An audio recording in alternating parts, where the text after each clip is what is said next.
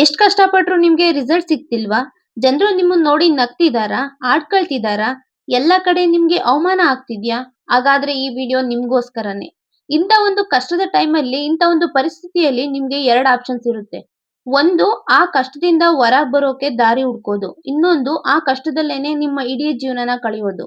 ಒಂದು ಕಲ್ಲು ಶಿಲೆ ಆಗ್ಬೇಕು ಅಂದ್ರೂನು ಎಷ್ಟೋ ಉಳಿ ಪೆಟ್ಗಳನ್ನ ತಿನ್ಬೇಕು.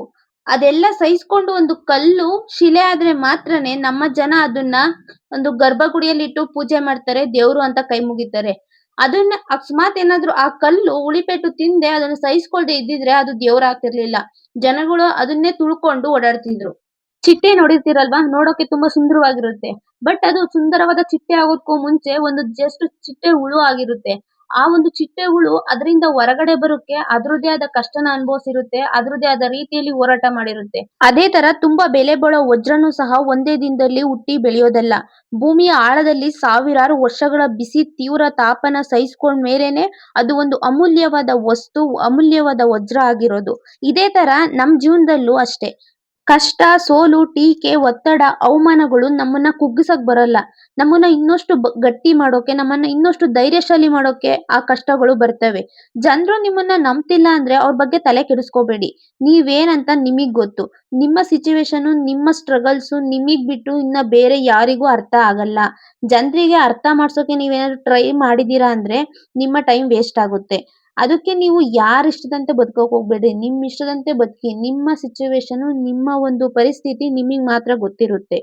ನೀವೇನ್ ಸ್ಟ್ರಗಲ್ ಮಾಡ್ತಿದೀರಾ, ಬಟ್ ಏನು ಸಕ್ಸಸ್ ಸಿಗ್ತಿಲ್ಲ, ಅದೆಲ್ಲ ಕಾಮನ್. ಬಟ್ ಅದನ್ನ ಎಲ್ಲರಿಗೂ ಎಕ್ಸ್‌ಪ್ಲೈನ್ ಮಾಡಿ ನಾವು ಅವ್ರಿಗೆ ಅರ್ಥ ಮಾಡ್ಸೋಕ್ ಹೋದ್ರೆ ಅದಕ್ಕಿಂತ ದೊಡ್ಡ ತಪ್ಪು ಇನ್ನೊಂದಿಲ್ಲ. ನೀವು ಸಿಂಹದ ಮೆಂಟಾಲಿಟಿನ ಬೆಳೆಸ್ಕೊಳ್ಳಿ. ಸಿಂಹ ಏನಾದ್ರು ಬೇಟೆ ಆಡ್ಬೇಕು ಅಂದ್ರೆ ಅದ್ರ ಫೋಕಸ್ ಎಲ್ಲ ಬರೀ ಬೇಟೆ ಮೇಲೆ ಇರುತ್ತೆ. ಅದು ಒಂದು ಕ್ಷಣನೂ ಥಿಂಕ್ ಮಾಡಲ್ಲ ಅದು ನಂಗ್ ಆಗುತ್ತಾ, ಅದು ನಂಗ್ ಸಿಗುತ್ತಾ ಅಂತ. ಅಥವಾ ಅದು ನಂಗ್ ಹಿಡಿಯಕ್ ಆಗುತ್ತಾ, ಅದು ಈಸಿ ಆಗುತ್ತಾ, ಕಷ್ಟ ಆಗುತ್ತಾ ಅಂತ ಅದ್ರ ಬಗ್ಗೆ ಏನು ಥಿಂಕ್ ಮಾಡಲ್ಲ. ಜಸ್ಟ್ ಅದ್ರ ಫುಲ್ ಫೋಕಸ್ಸು ಅದ್ರ ಬೇಟೆ ಮೇಲಿರುತ್ತೆ.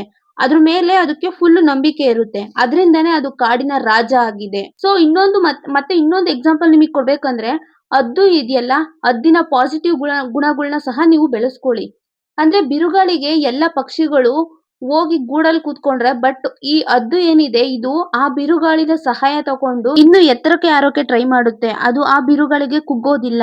ಈ ತರ ನಾವು ಕಷ್ಟದಲ್ಲಿದ್ದಾಗ ನೆಗೆಟಿವ್ ಆಗಿ ಥಿಂಕ್ ಮಾಡಿ ನಮ್ಮ ಜೀವನನ ವ್ಯರ್ಥ ಮಾಡ್ಕೊಳ್ಳೋ ಬದಲು ಪಾಸಿಟಿವ್ ಆಗಿ ಥಿಂಕ್ ಮಾಡಿ ಆ ಪೇಯ್ನು, ಆ ಸ್ಟ್ರಗಲ್‌ನ ಸ್ಟ್ರೆಂತ್ ಆಗಿ ಪರಿವರ್ತಿಸ್ಬೇಕು. ಆಗ ಮಾತ್ರ ನಿಮ್ಮ ಲೈಫ್‌ಗೆ ಒಂದು ಅರ್ಥ ಸಿಗುತ್ತೆ. ನೀವು ಲೈಫಲ್ಲಿ ಸಕ್ಸಸ್ ಆಗ್ತೀರಾ.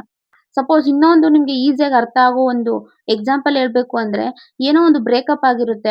ಆ ಪೇಯ್‌ನ ಮರೆಯೋಕ್ಕೋಸ್ಕರ ಬ್ಯಾಡ್ ಹ್ಯಾಬಿಟ್ಸ್‌ನ ಕಲ್ತು ನಮ್ ಲೈಫ್‌ನ ಸ್ಪಾಯಿಲ್ ಮಾಡ್ಕೊಳೋ ಬದಲು, ಆ ಪೇಯ್ನ್ ಏನಿದೆ, ಆ ಪೇಯ್ನ್‌ನೇನೆ ನಾವು ಒಂದು ಫೋಕಸ್ ಆಗಿ ಕನ್ವರ್ಟ್ ಮಾಡಿ ನಮ್ಮ ಗುರಿ ಕಡೆ, ನಮ್ಮ ಗೋಲ್ ಕಡೆ ಗಮನ ಕೊಟ್ರೆ ನಾವು ಸಕ್ಸಸ್ ಆಗ್ತೀವಿ.